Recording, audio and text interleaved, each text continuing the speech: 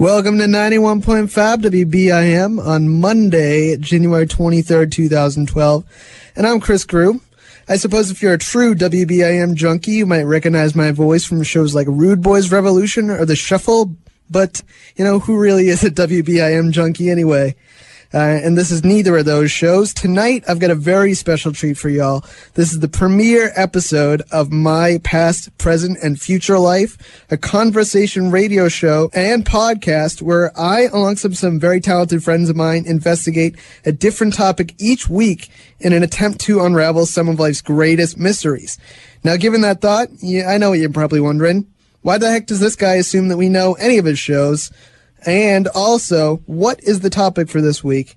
Well, today, because most of you don't know me, I'm going to spend the next 2 hours talking and playing music about the very art of introductions. And speaking of introductions, I think it's now time for me to introduce to you the person that's going to help me investigate. He's going to be the co-host for the duration of the show. Ladies and gentlemen, please welcome somebody that I value to be one of my best friends and one of the funniest and most likable people I know. This is Mike Souza, ladies and gentlemen. How'd you like your introduction so far? Excellent, Chris. Thank you very much. You enjoyed it? All right, good. Great. Obviously, people are going to need to know you pretty well. Yeah. So is there anything that I left out that you would like me to add? No, I don't think so. Just nothing. Nope. There's literally I'm going to add some things. All right. For those of you that don't know me, I'm a senior here at Bridgewater, and it's my first time on radio, so I'm glad to be here with Chris as a co-host. In the short term, that would be you. Yes, that's me. In the short term, that would be you. I guess me. My name's Chris. Also a senior, and I like making people laugh. I have a brother and a sister. I love my family, and I love radio, and this is my sort of first venture into my own show. It's a really unique idea, something I think the station hasn't seen before. Are you excited about it? Very excited. You're very excited about it. Oh, we didn't explain this fact. We probably should take a moment to stop and talk about this. We're both disabled. We didn't say that. Oh, wow. Yeah, we didn't say that. Wow, I guess I kind of assumed everybody knew that, but yeah, we're two people in wheelchairs hosting the same show. We both have a different disability. Right. I don't want to put you on the spot here because I know it's kind of awkward, but can you tell us a little bit about yours? Yeah, I have spina bifida. I was born with it, and it's just like it affects the bottom of my spine and doesn't allow me to walk. That's basically it. Yeah, in a nutshell. There's some kind of ingredient, whatever, that didn't get to you. Folic acid. That's it's it, a the folic deficiency acid. in folic acid in some cases. I'm not sure in my cases it was or not, but pretty cool. And he's very mobile, trust me. He does a lot more than I can do with my condition, which is cerebral palsy, and that is basically when an able-bodied person sort of wakes up in the morning and they feel like they're walking like Frankenstein really tight. My legs are about 10,000 times tighter than that, basically, on a daily basis. So for you metaphorical thinkers out there, I suppose if you could compare my body to any geographical region in the world, it'd be the Middle East. A lot of tension. Lots and lots of tension. And to some doctors, a war zone. Also incredibly hot. What? So, I mean, that's our disabilities in a nutshell, and you'll hear us sort of reference it every once in a while, but I don't think it's really going to dominate the conversation. But, it's something we felt you should be educated on, at least. It's got to be part of the show. I mean, yeah, exactly. And we'll be discussing it in detail a week in April, which I'm very excited about. So now that you've begun to know your DJs, I'm going to sort of explain a bit more in detail sort of about what the show is about.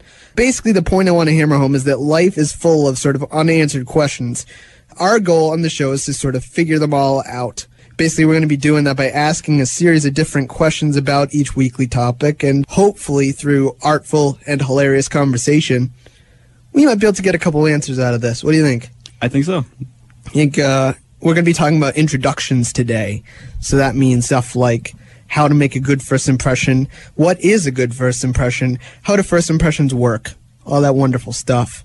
It's actually kind of awkward without the tick behind us, but if you're wondering why there's no tick, it's because we're going to be podcasting this show out to millions of people on the web through Facebook and through our own website. So if you haven't liked our Facebook page yet, please do it.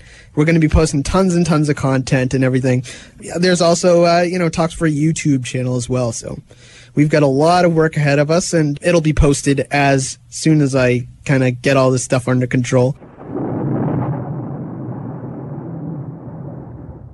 See, we felt like that introduction was a little bit skimpy. We want to get a little bit more into the mind of who we are, so I've devised this series of 15 questions. We're both going to answer them. They're very thought-provoking, intelligent sort of questions. Yes, so Chris has spent a lot of time on these questions, so I hope you all like them. The first one, if you were a tree or animal, what animal would be why? That is a good question. If I were any kind of animal, I think I would describe myself as some kind of turtle, probably. I don't know why I knew you were going to say that for some reason. Well, I have a very round head. I have a very round head.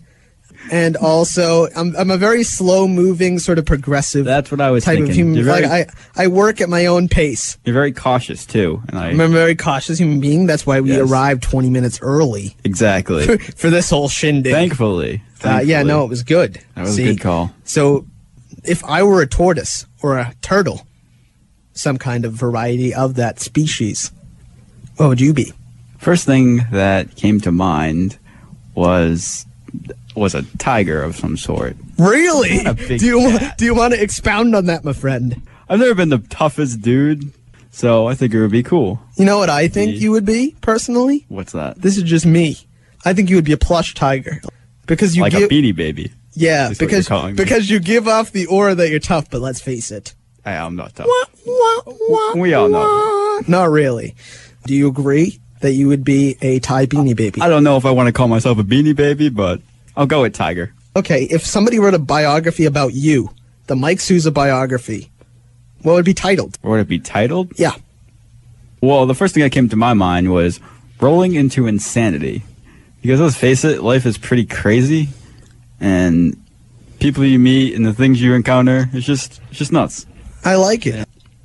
I think I'm just going to go with I Survived.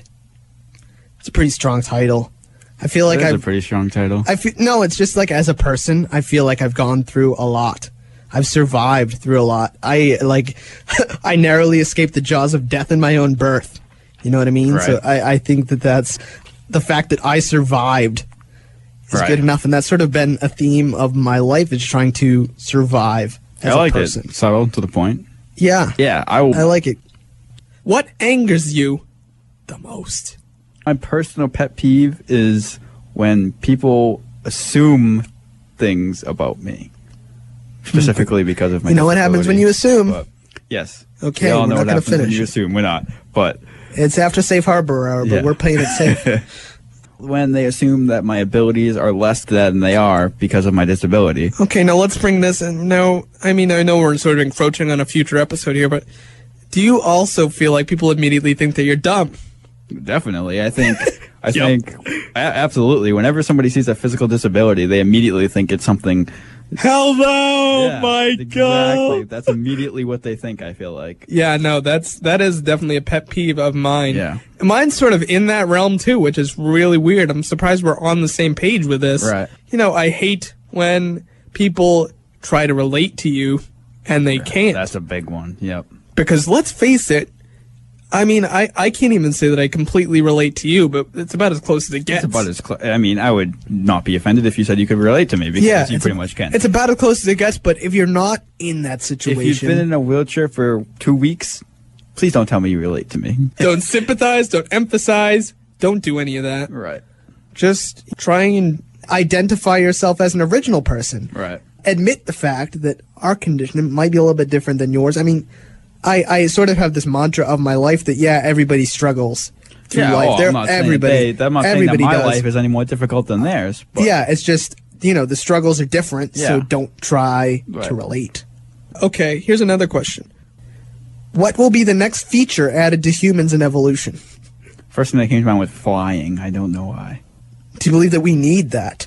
We have planes. How is that a necessity? But it might be quicker. I'm arguing science here. Well, first of all, it'll be cheaper for the economy, and I think our economy will... So science works on an economical level. It knows that we go through a recession. Maybe. Who knows? No. You know this is not true. I've read articles on this, and I happen to agree. Obviously, I don't think we're going to be around to see it by any means, but they say that the next feature to be added to humans in evolution is night vision. Really? Yeah, no. Wouldn't that be cool? I can kind of see where that. Obviously, every time you turn out the lights, the world goes dark. Yeah. That's a problem. How did science not solve this problem? How could science forget that? Okay, this is a good one. What's your biggest goal for the show? For the show? Yeah. Right now. The show that we're on, not another show. For this show, is just to get as many people to listen to it as possible. Just to get the word out there. It's very broad. See, I like the way you're thinking because it's the way I set up the topics. My biggest goal for the show is to change the world. That's a very high maintenance goal, rather. I think that this show can change the world, honestly. In what way? We're going to be answering life's questions. If people tune in, they're going to know what's going on in the world, aren't they? That's true.